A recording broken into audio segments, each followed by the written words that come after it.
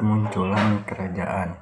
Kerajaan Mataram kuno muncul sekitar abad ke-8 Masehi di Jawa Tengah bagian selatan di daerah yang sekarang meliputi wilayah Yogyakarta, Magelang, dan sekitarnya.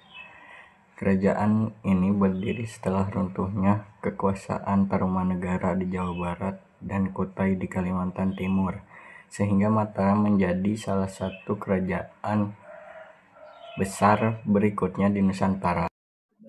Berdasarkan prasasti Canggal 732 Masehi yang ditemukan di Gunung Wukir, Magelang, disebutkan seorang raja bernama Sanjaya mendirikan kerajaan yang bernama Bumi Mataram. Prasasti itu ditulis dengan tulisan Palawa dan bahasa Sanskerta, menandakan pengaruh India yang sangat kuat. Dalam prasasti disebutkan Sanjaya mendirikan hingga simbol Siwa di Bukit Kunja. Ini menunjukkan kerajaan awal Mataram kuno beraliran Hindu Siwais. Kerajaan Mataram kuno dibagi menjadi dua dinasti, yaitu dinasti Sanjaya dan dinasti Sailendra.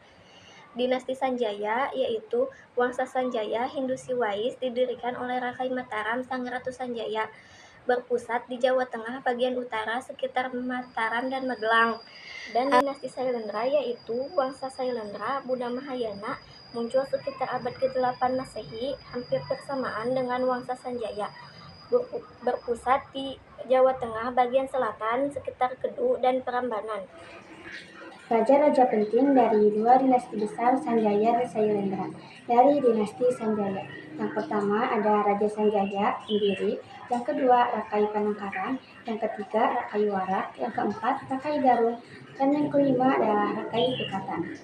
Dari dinasti Sailendra, yang pertama ada Sri Sanggra Ramadan Jaya, yang kedua Sri Indra Warmadewa, yang ketiga Samaragrawira, yang keempat Samaratungga, dan yang kelima adalah Pramoda Wardani. Hubungan antara dua wangsa. Awalnya, dua wangsa ini hidup berdampingan dan memerintah wilayah berbeda tapi saling berhubungan. Untuk mempererat hubungan, terjadi perkawinan politik antara keduanya.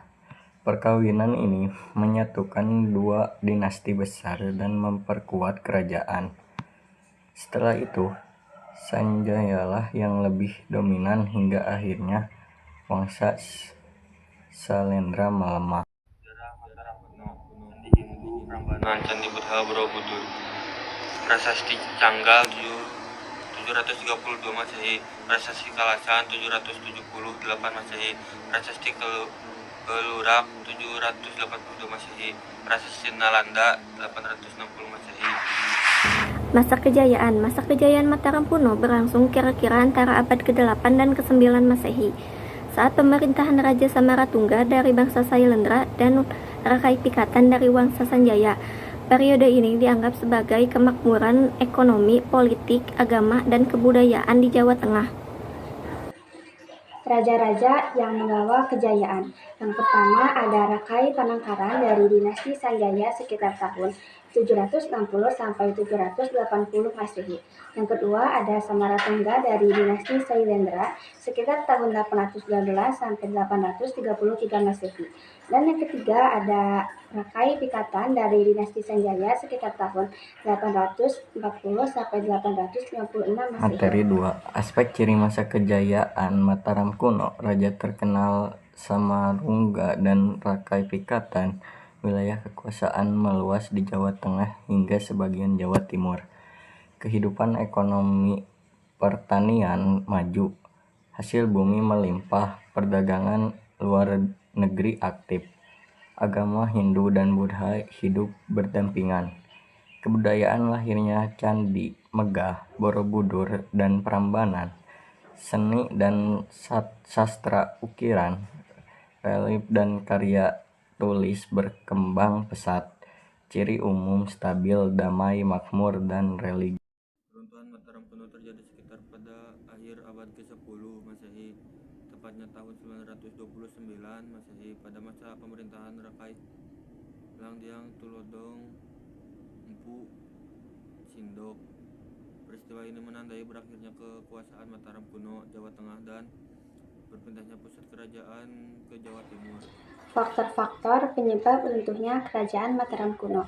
Ada beberapa faktor utama yang menyebabkan runtuhnya Kerajaan Mataram kuno, antara lain seperti faktor alam, politik, maupun ekonomi. 1. Bencana alam, letusan Gunung Merapi. Ini adalah penyebab paling kuat dan sering disebut dalam sumber sejarah. Gunung Merapi yang terletak di utara pusat kerajaan meletus dengan dahsyat sekitar abad ke-10 Masehi.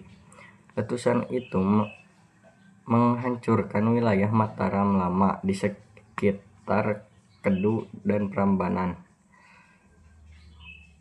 menimbun desa-desa, sawah, dan candi dengan abu vulkanik.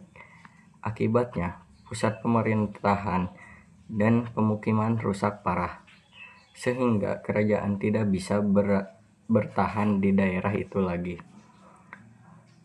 Bukti arkeologinya bisa dilihat dari beberapa candi yang tertimbun lahar dan abu vulkanik di daerah sekitar Merapi.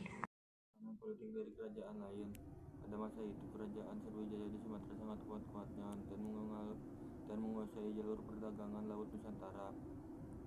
Sriwijaya tidak suka kalau Mataram menjadi kuat di daratan Jawa karena bisa mengganggu dominasi perdagangan mereka.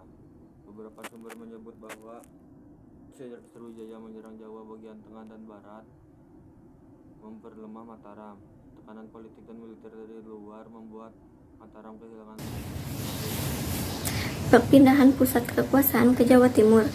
Setelah kehancuran akibat bencana dan tekanan politik, MPU Sindok Rakai Hulu Sri Isyana Wikramadharmotungga memutuskan untuk memindahkan pusat kekuasaan dari Medang, Jawa Tengah ke Tamulang dan Watugaluh, Jawa Timur pada tahun 929 Masehi.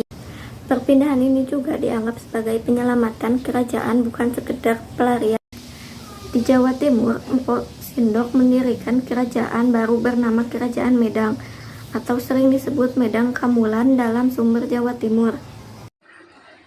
Setelah resmi pindah ke Jawa Timur, Kerajaan Mataram kuno di Jawa Tengah pun resmi berakhir, dan kepemimpinan dilanjutkan Empu Sindok yang mendirikan dinasti Isyana di Jawa Timur.